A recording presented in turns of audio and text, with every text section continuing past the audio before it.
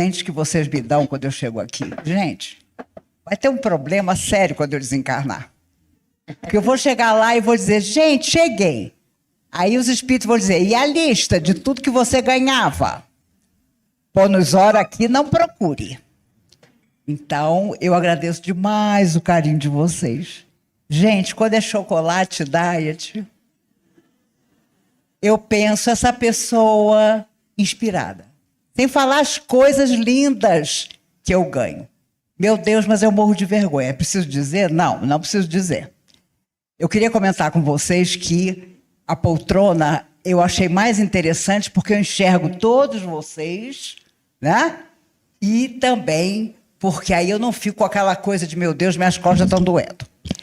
Mas antes de começar o nosso tema, que é Gritando por Jesus, outro dia um amigo me perguntou, mas como é que você escolhe esses títulos que você dá para as palestras? Falei, meu filho, não sou eu que escolho, não. Mas hoje vamos falar sobre Gritando por Jesus. Mas eu queria comentar com vocês que estive no Rio Grande do Norte, há 2 semanas atrás. E trago o amor, o carinho de todos os meninos de sábado do Rio Grande do Norte. Falamos durante 3 dias no Teatro Riachuelo, dentro de um shopping, para 2.000 pessoas. O que me impressionou foi que, pela pesquisa feita com a plateia, a maioria não era espírita. E o mais interessante é que já fizeram há meses atrás uma pesquisa aqui no sábado à noite e a maioria também não é espírita. E eu lembro de José Grosso dizendo há muitos anos atrás que a plateia de sábado não seria uma plateia para trabalho na comunhão espírita, mas que vocês se espalhariam pelo mundo, principalmente os mais jovens, com enormes responsabilidades. E um dia, em horas talvez difíceis, vocês se lembrariam de algum bate-papo nosso. Mês que vem, em julho, faz 50 anos que existe o sábado à noite. O pessoal de antigamente era mais endividado do que vocês, porque durante 20 anos, de 76 a 96, eu falava todo sábado. Era uma parada. Para a plateia, claro, né? Mas depois foram surgindo oradores novos e fomos dividindo e passei a falar 3 sábados sim, 1 não. Depois sábado sim, sábado não. E hoje, graças a Deus, todo primeiro sábado do mês.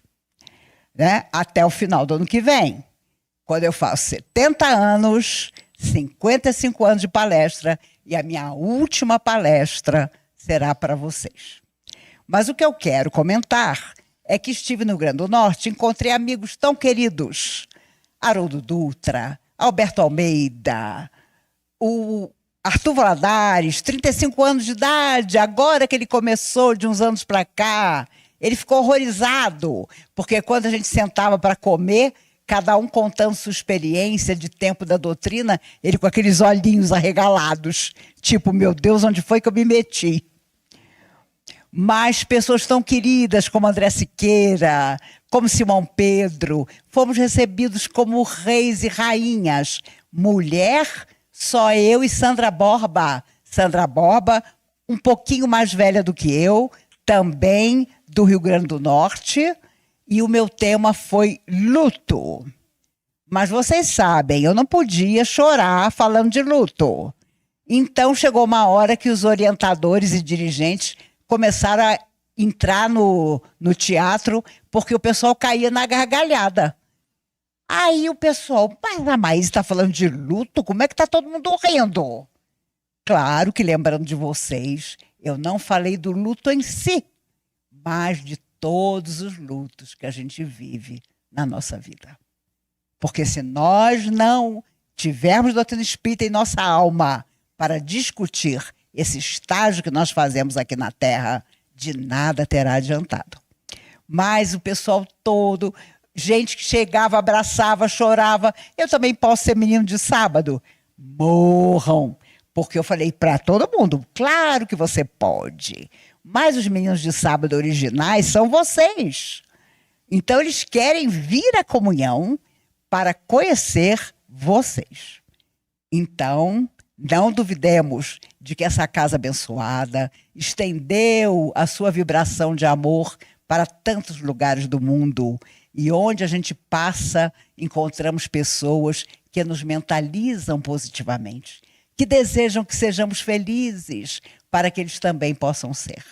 E o nosso exemplo de sermos mais do que espíritas, sermos verdadeiros seguidores de Jesus, deve permanecer, para que nós um dia, do lado de lá, não tenhamos vergonha de dizer: não, eu nasci no Brasil. Meu Deus, coitado.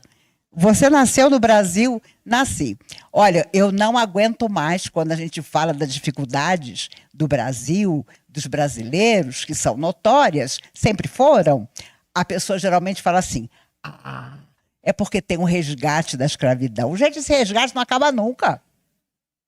Entendeu? É difícil. Eu sei que muita gente aqui deve ter o seu pezinho no Brasil colônia. Mas vamos seguir confiantes. E por isso, hoje, o nosso tema é gritando com Jesus. Porque na hora da nossa necessidade, a gente grita mesmo. E ainda mais, a gente diz: mas eu frequento a comunhão espírita. Eu tomo passe, eu assisto palestra. Então, a espiritualidade tem que correr atrás de mim. A verdade é que começo lembrando que Jesus atravessava a multidão com seus discípulos quando ele começa a escutar alguém que grita no meio da multidão com todas as suas forças: Jesus, filho de Davi, tem piedade de mim. Jesus, filho de Davi, tem piedade de mim. E as pessoas começaram a tentar fazer calar aquele homem. Não fale assim, não grite. Você está perturbando a multidão que está seguindo Jesus. Mas, na verdade, ele queria ser ouvido, ele queria ser visto por Jesus. Era Bartimeu cego, cujo sonho era aproximar-se do Cristo. Mas ele sabia, pela movimentação que sentia, que ele não conseguiria, porque era uma massa humana que seguia Jesus por onde ele passava. E ele continua a gritar cada vez mais alto: Jesus, filho de Davi, tem piedade de mim. E cada vez mais alto. Até que Jesus abre caminho frente à multidão. Chega até ele e em voz alta diz: que queres que eu te faça? Vejam o que era Jesus. Porque ele podia ter outros interesses que não fosse enxergar. Por isso Jesus sempre perguntava a quem gritava por ele: que queres que eu te faça? Senhor, que eu veja. Ele não disse simplesmente que eu enxergue. Ele disse mais: que eu veja. E Jesus se aproxima ainda mais dele. Faz a sua vontade acontecer sobre Bartimeu. E Bartimeu, ali mesmo, volta a enxergar. Na verdade, começa a enxergar. Ele gritou tão alto e Jesus, ainda que ele sussurrasse, teria escutado o apelo do seu coração. Num outro momento, Jesus, em Cafarnaum, falava dentro de uma casa e a multidão em volta era tão grande que não tinha mais como ninguém entrar, nem sair. Chega o jovem paralítico trazido por seus amigos. Ele estava deitado numa cama que os amigos haviam carregado pela estrada, paralisado do pescoço para baixo. Ficou desesperado, porque quando ele chega, ele vê que para abrir caminho não adiantaria, porque todo mundo que cercava a casa não o deixaria entrar. E ele começa com os amigos a pensar como fazer se Jesus estava dentro daquela casa. Os amigos, então, têm a ideia dada por ele de subirem no telhado, abrirem um buraco na palha do telhado E para surpresa de todos, menos Jesus, desce aquele catre dentro daquela casa pelo buraco colocado no telhado, e ali está o rapaz paralítico à frente do Cristo. Jesus lhe devolve os movimentos completamente. Diz a ele: toma tua cama, e vai mostrar a todos o que aconteceu contigo. E o próprio jovem, paralítico até minutos atrás, toma a cama que tinha sido a sua cadeira de rodas, vamos dizer assim, para aquela época, e sai triunfante, porque havia sido curado por Jesus. Quando o irmão de Chico Xavier teve um derrame, naquela época chamava derrame, hoje é AVC, mas é a mesma coisa. Ele tinha 30 e poucos anos e foi absurdo, imediato. Imediatamente ficou paralisado, já sem quase consciência nenhuma. E ele era o grande amigo de Chico. E o Chico pediu tanto a Emmanuel para ajudar, para que o irmão não morresse. O irmão tinha filhos pequenos, uma esposa que adorava. Mas no primeiro dia, pelo olhar de Emmanuel, Chico viu que, embora o seu coração, sua alma, gritasse a Jesus pela cura ou pela melhora do irmão, aquilo não aconteceria. E o irmão agoniza, acho que por uns 2 ou 3 dias, até que vem o desencarne. E foi a primeira vez que o Chico percebeu que, apesar das orações, apesar do merecimento que o próprio Chico tinha, não seria possível manter o seu irmão José no corpo físico. E foi a primeira vez que Emmanuel disse ao Chico: o corpo tem suas próprias leis. Às vezes, nós não podemos ajudar como desejaríamos. E a morte do irmão trouxe uma série de dificuldades, porque a cunhada enlouqueceu. E durante anos, ela foi internada no sanatório. Os sobrinhos, adivinham com quem ficaram? Com o Chico.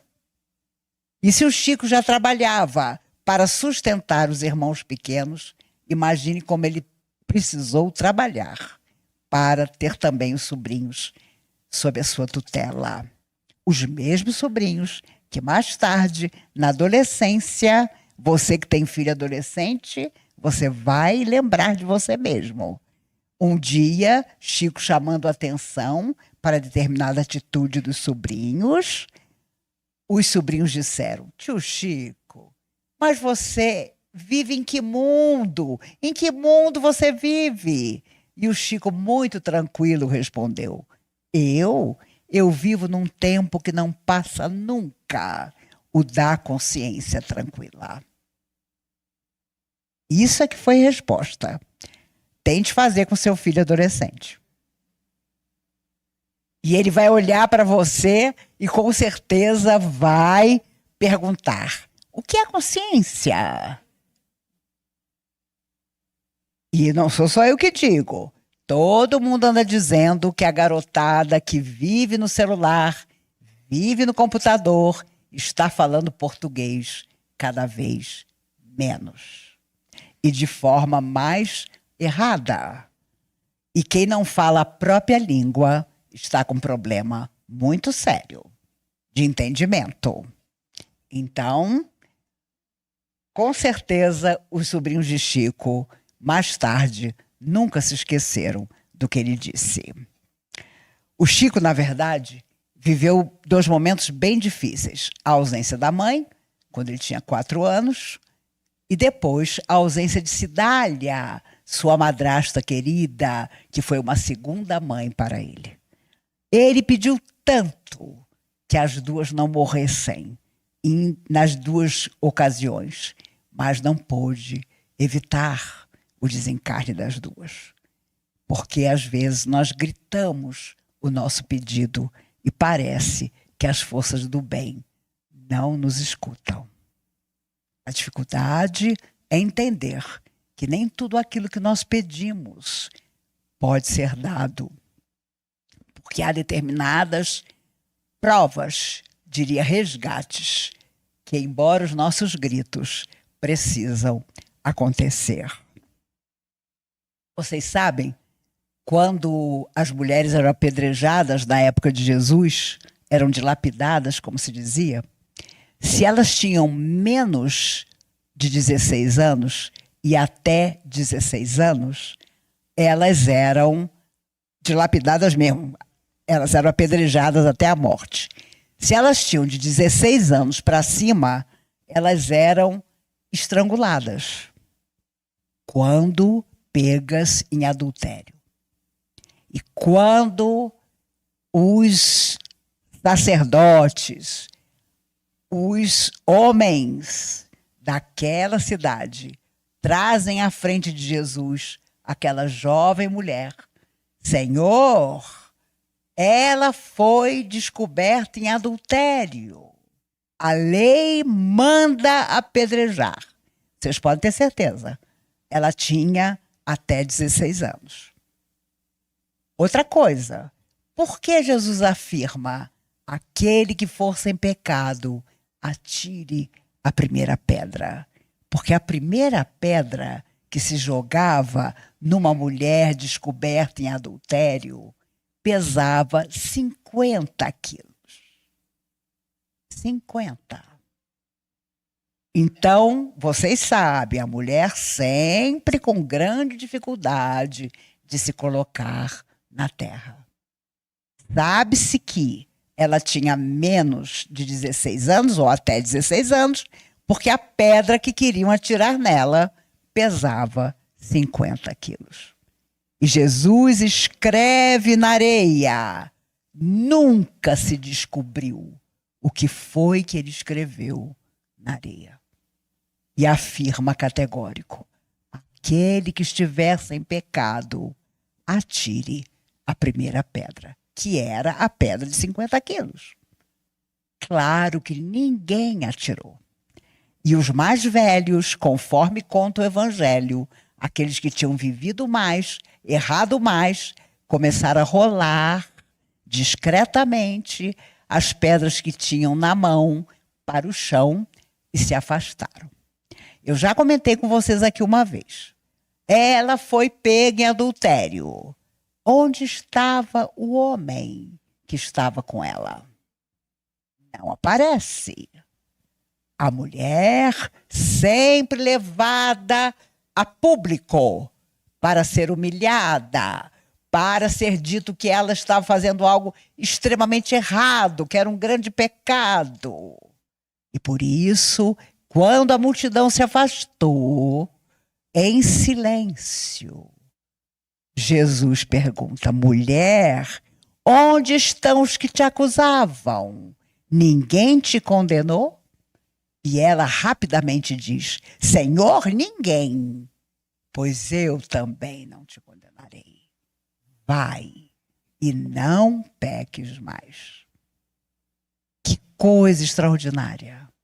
Se Jesus fosse um juiz, um ditador, um tirano, aquela pedra de 50 quilos teria sido lançada.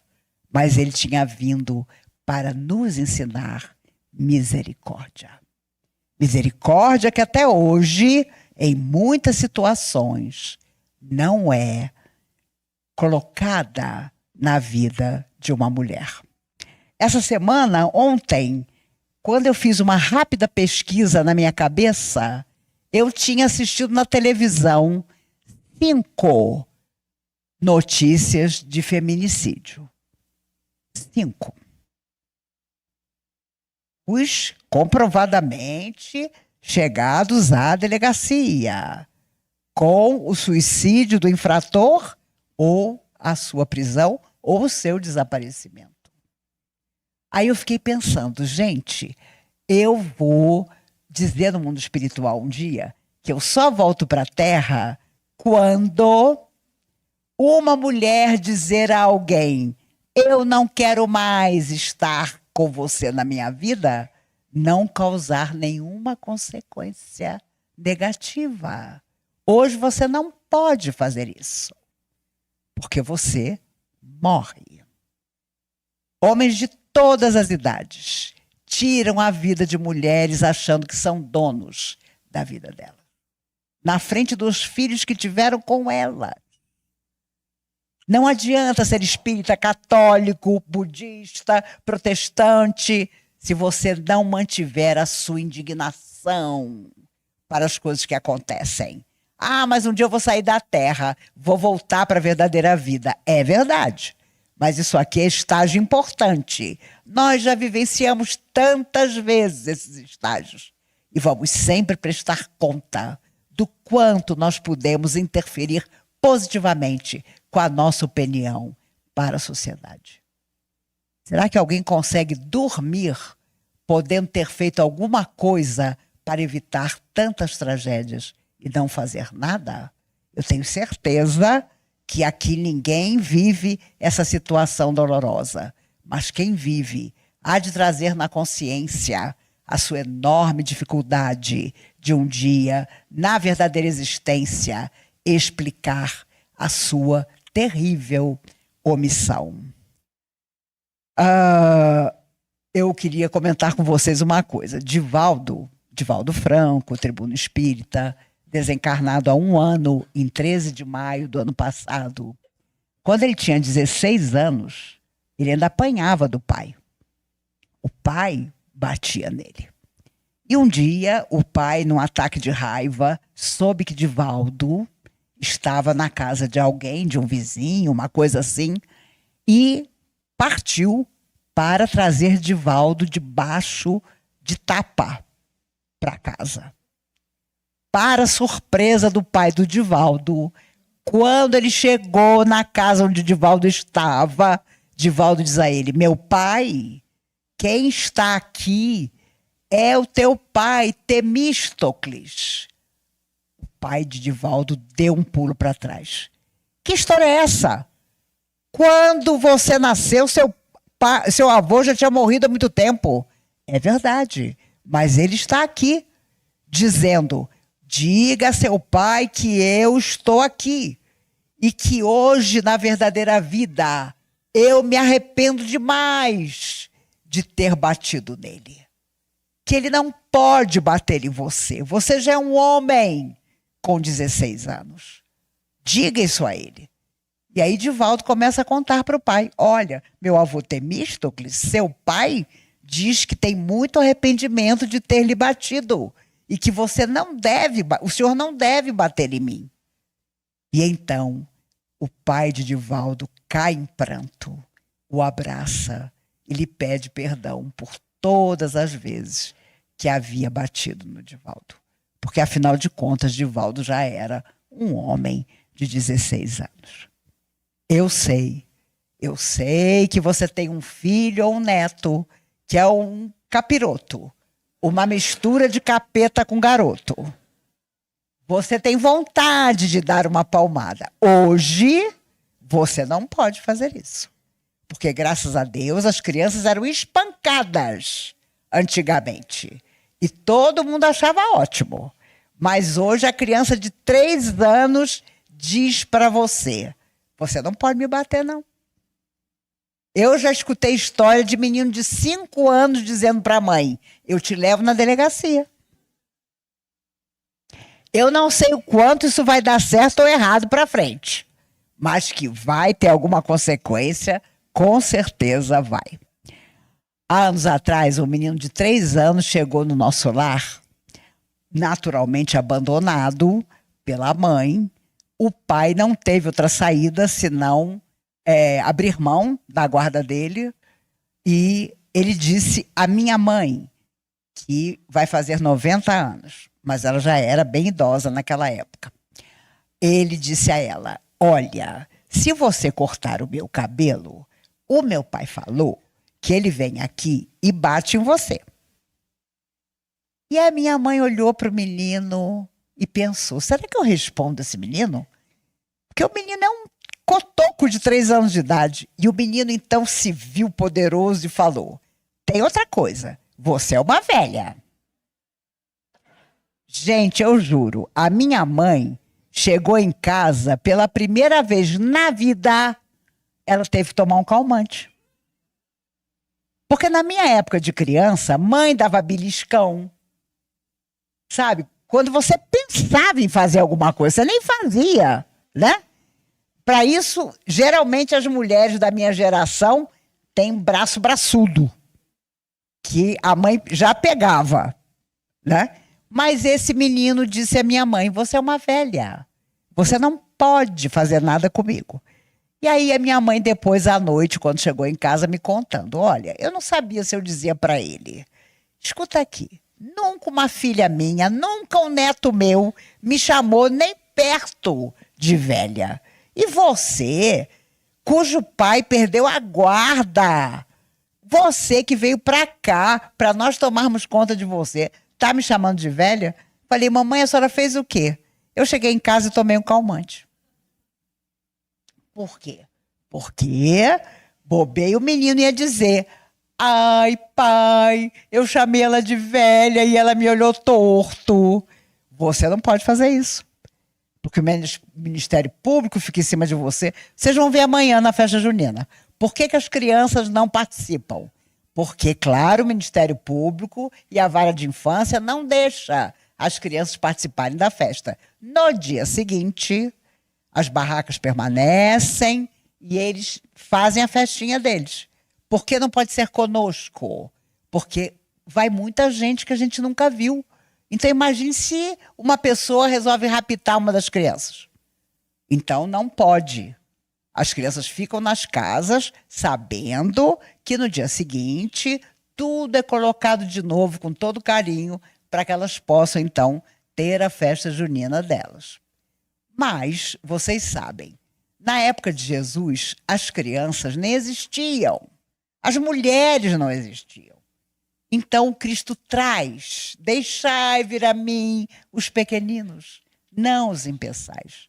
Ele traz a mulher, a começar por Maria e Marta, por sua mãe, Maria, para o Evangelho. Sabedor muito bem do quanto elas seriam importantes para a divulgação da sua palavra, nas catacumbas, na hora do circo, em meio às feras. A fé das mulheres fez com que pessoas tivessem uma força inimaginável para serem os verdadeiros, os primeiros cristãos. Esse grito de misericórdia, de bênção, que estarrecia os romanos e que finalmente levou à criação, à aceitação do cristianismo, e Roma, então, desaparece, porque os bárbaros dominam Roma. Foi isso justamente que fez com que essa fé virasse um grande grito na direção de Jesus. Vocês sabem, na época dos meus avós espíritas, na década de 30 do século passado, as orientações espirituais eram impressionantes. Cada pequena casa espírita tinha o seu grupo de médiuns e você pedia, então, através do seu nome completo, do seu endereço, da sua idade, uma palavra do mundo espiritual. Olha, eram mensagens maravilhosas que vinham. Eram remédios homeopáticos receitados por Dr. Dias da Cruz, por Dr. Bezerra de Menezes. Ao longo do tempo, eu não sei se os espíritos invisíveis começaram a acreditar que nós devíamos andar com nossas próprias pernas, ou se desapareceram os médiuns que estudavam seriamente, não que os de hoje não estudem, mas as mediunidades relacionadas à psicofonia, ao receituário, deixaram de ficar tão comuns como era antigamente. Meu pai tinha uma tia desencarnada, a tia Arina, mas quando alguém da família tinha alguma luta, podia ter certeza, a tia Arina já estava mandando mensagem. E eram mensagens fidedignas. A minha infância da minha irmã foi tomando aquelas bolinhas homeopáticas. A minha avó enfileirava tudo em cima de uma arca na sala e era rigorosa quanto aos horários, porque aquela receita tinha sido psicografada por um amigo espiritual. Na verdade, as pessoas chegavam à casa espírita gritando nas suas necessidades e eram plenamente atendidas. Eu acho que, pensando melhor, a espiritualidade começou a considerar que era a hora de que amadurecêssemos e, por nossa própria conta, encontrássemos a melhor solução para o nosso destino. O problema é que, às vezes, a gente não consegue fazer isso. A orientação que o estudo da doutrina espírita nos dá é inesquecível. Mas, para isso, você precisa estudar. Onde eu viajo, a primeira coisa que eu digo, nós não estamos estudando André Luiz. Eu não falo nem de Kardec, o codificador. Eu falo de André Luiz, da década de 40 para cá. Do início da Segunda Guerra para cá. As pessoas têm uma preguiça. Ah, não, são 13 livros. Eu li há 40 anos atrás. Como que você leu há 40 anos e você acha que conhece a obra? De jeito nenhum. Porque ler André Luiz ou qualquer outro autor aos 20 anos é uma coisa, aos 30 é outra, aos 50 é outra. E a nossa alma precisa relembrar que nós não estamos aqui por acaso, porque o acaso não preside nada nas nossas existências. A nossa sintonia, a nossa intuição precisam ser treinadas. E quando você vai envelhecendo e já não confia tanto na sua memória, você pega um papelzinho e anota. Mês que vem eu vou pela primeira vez numa consulta ao neurologista, porque é a hora de saber como a minha cabecinha está. E quem já foi diz, mas não vai ter problema nenhum, porque você ainda usa caneta. Você ainda usa papel, minha filha.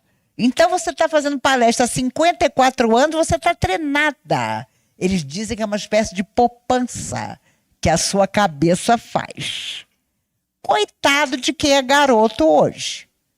Porque ninguém mais usa caneta, ninguém mais usa lápis. É tudo na base do, olha, você consegue enxergar minha mente? Não consegue. E olha, eu acho extraordinário os robôs que estão surgindo. Que coisa maravilhosa, meu Deus do céu. Embora às vezes aconteça uma zebra. Como essa semana, o robô todo empolgado, dançando, pá, deu um chute na barriga do garoto. Porque nem tudo ainda é perfeito. E se Deus quiser, por muito tempo, os robôs ainda vão precisar ser programados pelos homens. Porque no dia que isso não acontecer mais, do jeito que a coisa anda, eles vão dominar o mundo. E nós vamos ficar só assistindo. E é interessante porque você passa a ter outro tipo de preocupação. Hoje em dia, a minha preocupação quando eu ando na rua é, eu nunca tive celular. Então, se um ladrão me abordar e eu disser que nunca tive celular, eu vou apanhar porque eu não tenho celular. Você tem que ter um celularzinho para entregar para o ladrão, né? Mas eu realmente não tenho. Então, eu andei 2 anos de bengala. E eu me lembro muito bem que quando a garotada passava por mim, era com tal rapidez que eles trançavam as pernas na minha bengala e jogavam a bengala lá na frente. Porque as pessoas deixaram de enxergar o outro. Deixaram de enxergar aquele que anda devagar, aquele que fala devagar, aquele que raciocina devagar. Porque o mundo ficou tão rápido, ficou tão imediato, que a gente quer a resposta antes mesmo que a pergunta seja formulada. E aí, haja grito por Jesus, porque nós estaremos sempre insatisfeitos se nós não soubermos denir o nosso coração com vibrações de luz e de bênção que nos mantenham equilibrados nas mais diversas circunstâncias. Humphrey Bogart, o grande ator que morreu em janeiro de 1957, 4 anos antes, começou a ter uma tosse. E sua esposa, apaixonada por ele, Lauren Bacall, era sua 4ª esposa, a única com a qual ele foi realmente feliz. Viveram 15 anos, tiveram 2 filhos. Ele foi casado 3 vezes anteriormente e nunca tinha tido filhos. E ela contou, anos depois da morte dele, que quando ela viu aquele homem com tantos valores, sem filho nenhum, ela pensou: eu vou ter filho com ele, porque ele merece ser pai, para passar essa coisa tão boa que tem na sua alma. E ela teve um garoto e uma menina. Mas ele era um fumante inveterado. E uma amiga deles, que eu não me lembro mais que atriz era, começou a reparar que onde eles se encontravam, ele tossia, tossia, tossia. E ela chamou a atenção. Lauren, leve ele no médico, porque tem alguma coisa errada. Essa tosse dele não é normal. E realmente já era o câncer de garganta. E ele veio a desencarnar em janeiro de 57. Mas viveram um amor de 15 anos. Inclusive, ela contou mais tarde que as mulheres invejosas diziam para ela: ele não vai casar com você nunca, porque ele já foi casado 3 vezes. E ele casou-se com ela, embora a diferença de idade entre os dois, e foram muito felizes. Mas toda noite, quando ele já estava doente, ele dizia na hora de dormir: boa noite, amor. E então os dois adormeciam. Na noite em que ele morreu dormindo, ele virou-se para ela e disse: adeus, amor. E morreu dormindo. E ela então mais tarde lembraria disso, dizendo: ele sabia que ele não duraria aquela noite. E quando ela acordou de manhã, ele tinha morrido enquanto adormecia. Ele morreu em janeiro de 57. E ele era detestado pelos outros atores de Hollywood, porque ele não era bonito, mas era um ator excepcional. Quem assistiu O Falcão Maltês, chamou-se Relíquia Macabra, sabe disso. Ele descendo uma escada escura num beco, dá 10 Brad Pitt. 10. E eu estou sendo delicada com Brad Pitt. Você põe 10 Brad Pitt e não dá um Humphrey Bogart. Porque, gente, cá entre nós, né? Não é ser saudosista, não. Porque ele morreu em janeiro de 57, eu só nasci em dezembro de 57. Então, eu nem estava na Terra quando ele estava. Mas os atores de antigamente eram impressionantes. Bette Davis, no filme Precisamos Falar sobre Eve, que chamou-se, aqui no Brasil, A Malvada. Meu Deus do céu. Quem não assistiu esse filme não viveu. Ela era uma mulher tão impressionante que ela só foi feliz com seu 4º marido, que inclusive trabalhava com ela como seu namorado, fazendo o papel de seu namorado no filme A Malvada. Ela era detestada em Hollywood, porque ela fazia tudo por conta dela mesma. Ela, quando gostava de uma pessoa, gostava. Quando não gostava, não fazia graça. Ela já falava logo que não trabalhava com fulana porque não gostava de fulana. Ela tem uma frase que eu amo e que diz: eu sou boa no que faço, tenho até inimigos para provar. E é a pura verdade. Se você for bom mesmo em alguma coisa, vai aparecer uma fila de adversário. Se você for incompetente, todo mundo vai achar você linda. Ai, como ela é fofinha. Eu prometo que numa próxima vida eu vou ser fofinha. Meninos, eu me lembrei de Vinícius de Moraes. Ele, poeta maravilhoso, tantas músicas lindas. Outro dia eu estava vendo Ney Matogrosso cantando O Canto de Ossanha. Meu Deus, essa música tem 60 anos. E é maravilhosa até hoje. Aí você vai ali no YouTube e aparece no programa fulaninho, que está fazendo um sucesso. Meu Deus, ele está ganhando rios de dinheiro. Você escuta a música da pessoa. você diz, meu Deus, eu estou muito velha mesmo. Porque que letra é essa que não existe, meu Deus do céu? Mas Vinícius, no final da vida, estava tão triste, já doente, que Tom Jobim o convidou para sentarem juntos num bar em Ipanema, de frente para a praia, para tomar uma cerveja. E Vinícius topou. Essa moça contou essa história. Ela diz que ela, na época, tinha 17 anos, passou de biquíni em frente aos dois.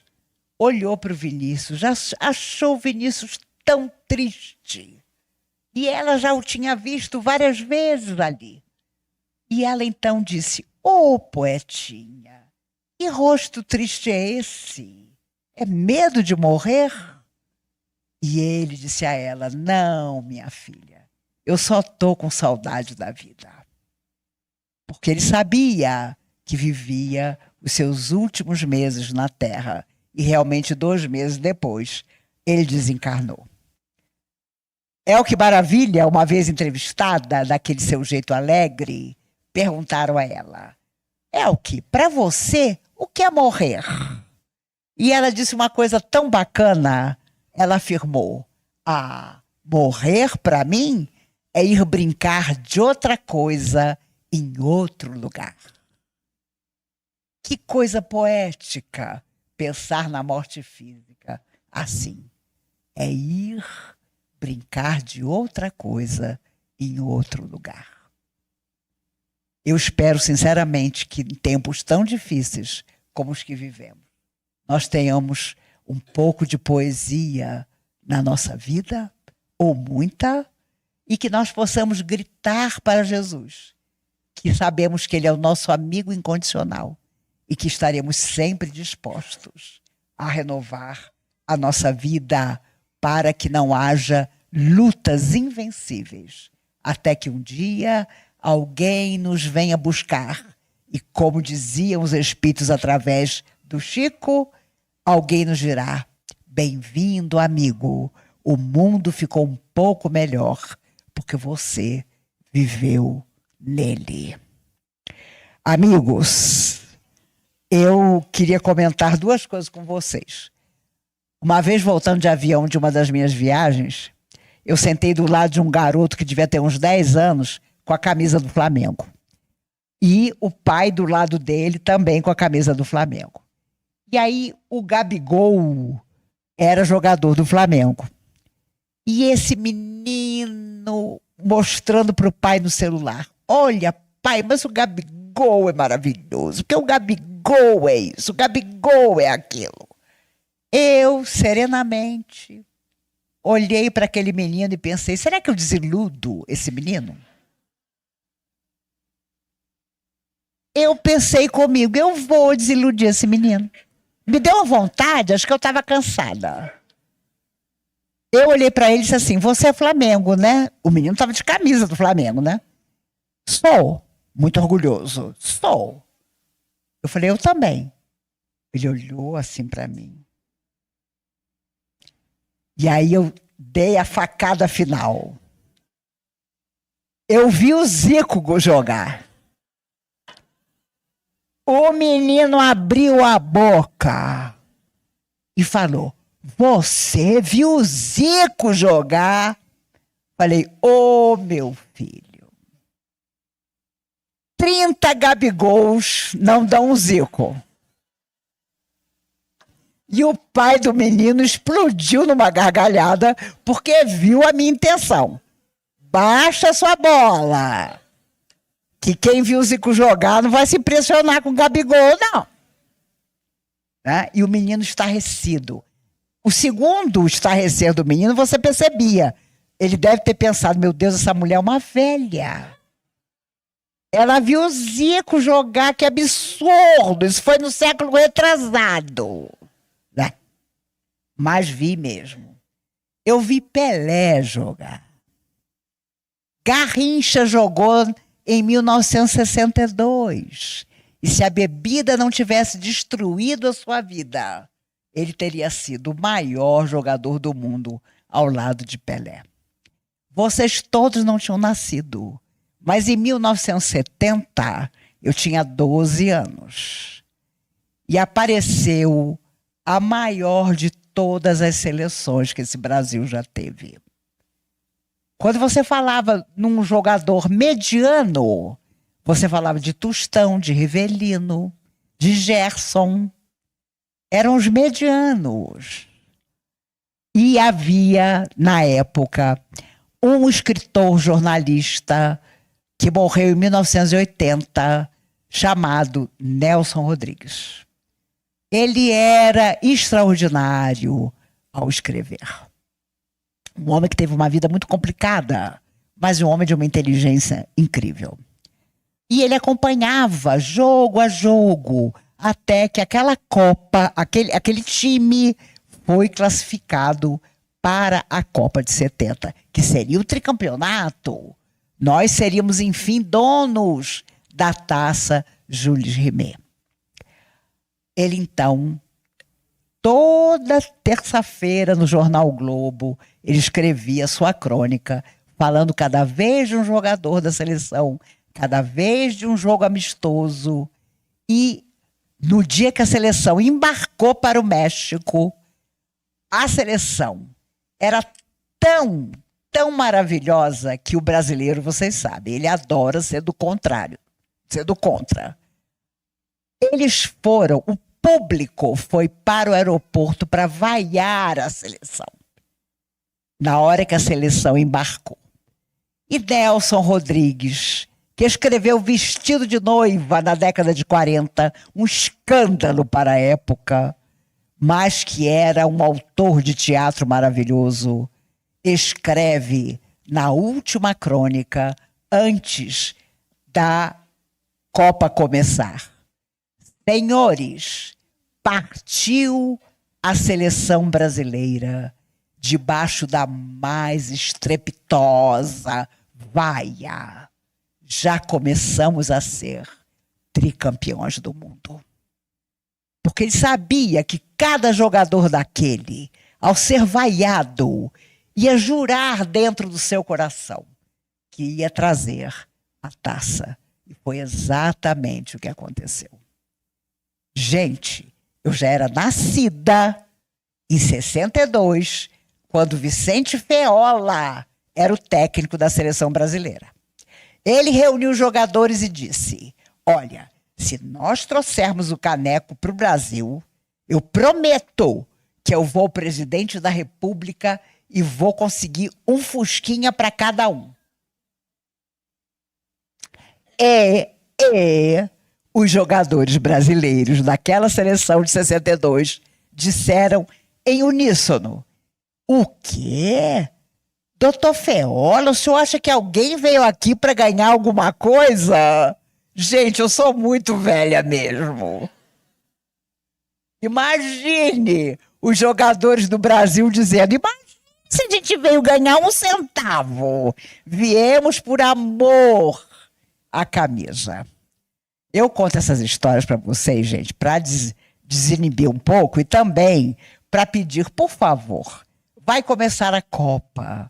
A maioria das pessoas, os que são fanáticos, não fica no seu estado normal. Cuidado na comemoração. Cuidado se você vai beber e depois dirigir. Cuidado com a sua vida.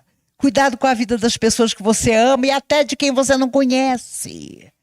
Fica todo mundo meio assim fora do normal. Então vamos comemorar, como não, né? Quem sabe, né? Alguma coisa aconteça. Mas aqui entre nós, cuidado, cuidado. Nós vamos expor a nossa vida, a vida dos outros. Então tenhamos todo o cuidado do mundo. Meninos, amanhã é festa junina. Meio-dia começa, vai até 10 e tanto da noite. Ano passado, a comida toda tinha acabado e precisou apagar a luz, porque ninguém queria ir embora.